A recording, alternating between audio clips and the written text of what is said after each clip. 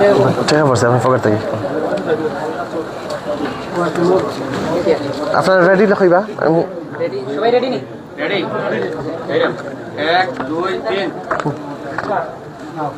বিসমিল্লাহির রহমানির রহিম। সম্মানিত সাংবাদিকবৃন্দ, আপনারা জানেন আমি কিছুক্ষণ আগে আমি যে ফায়জার সাথে আমি মিলিত হয়েছি আজকে সবার সামনে, আপনাদের সামনে, এবং প্রথম তার সাথে সাক্ষাৎকার করলাম। তার নানি আছেন এখানে বসা, এটা হচ্ছে ফায়জার বড় বোন, এ হচ্ছে ফায়জা। আমি যে আমার যে প্ল্যানগুলো নিয়ে ওনাদের সাথে কথা বললাম, তার মধ্যে প্ল্যানটা হচ্ছে যে ফায়জাকে বোর্ডিং স্কুলে দিতে হবে, ফায়জাকে যাতে আর ফুল বিক্রি করতে না হয় সেটার জন্য যে ফায়জার নানুর যে দাবি হচ্ছে একটা ফলের দোকান করে দেওয়া, সেটার জন্য আমি রাজি। শুধু ফলের দোকান না, ফলের দোকানে মাল টাল যে যত কিছু লাগে সব কিছু দিতে আমি রাজি আছি, এখনও আছি। কিন্তু ফায়জাকে উনি বোর্ডিং স্কুলে দিবে না, ফায়জাকে উনি বোর্ডিং স্কুলে দিবে না। এবং উনি শেষ পর্যন্ত এরকম বলছে, যদি ফায়জাকে বোর্ডিং স্কুলে দিতে হয় প্রয়োজন হয় আমার মৃত্যু হবে, আমি দিব না। মানে ওনার যে ভাষ্যটা এরকম।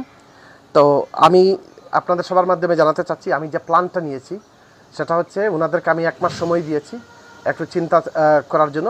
এর মধ্যে আমি আশা করি আপনারা সবাই দয়া করে একটা খেয়াল রাখবেন, ফায়জা যাতে যে ফুল বিক্রি করতে না হয়।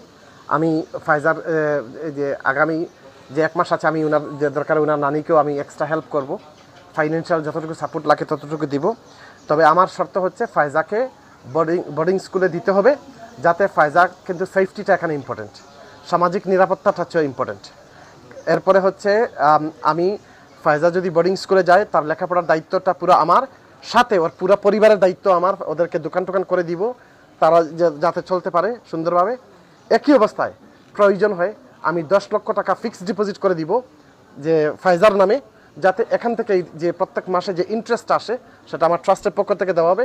এই ইন্টারেস্টটা ফায়জার ভবিষ্যতের জন্য এই টাকাটা জমলো, এবং তার বয়স যখন 18 হলো তখন সেই 18 বছর বয়সে সেই টাকাটা সে উইথড্র করতে পারবে। তো আমি এই বিষয়টা নিয়ে অলরেডি আমি ব্যাংকের ম্যানেজারের সাথে কথা বলছি, এইমাত্র ফোনে কথা বললাম সবার সাথে। আমি সব কিছু মানসিকভাবে রেডি। এখন ফায়জার যে নানুর কথা হচ্ছে না, ফায়জা আমার সাথে থাকবে, ফায়জার যে লেখাপড়া যে ব্যাপারে উনি কোনো সিদ্ধান্ত এখনও নিচ্ছে না। আমাকে আবার আপনাদের সামনে বলতে হচ্ছে যে আমি আপনাদের সবার কিন্তু সহযোগিতা চাচ্ছি এই বিষয়টা নিয়ে, কারণ আজকেও কালকেও আবার কিন্তু হয়তো এই নিউজ আসবে, ফায়জাকে আপনারা ফুলের দোকানে দেখলে যে ফাহিমান যদি ট্রাস্ট দায়িত্ব নিল, তাহলে এটা কী হলো। আমি ব্যর্থ হয়ে আমি আপনাদেরকে জানালাম যে আমি আপনারা যে আপনার নিজেই যে ফায়জার আম্মাকে আমি 1 মাস সময় দিছি, নানিকে 1 মাস সময় দিছি, আপনি 1 মাস সময় চিন্তা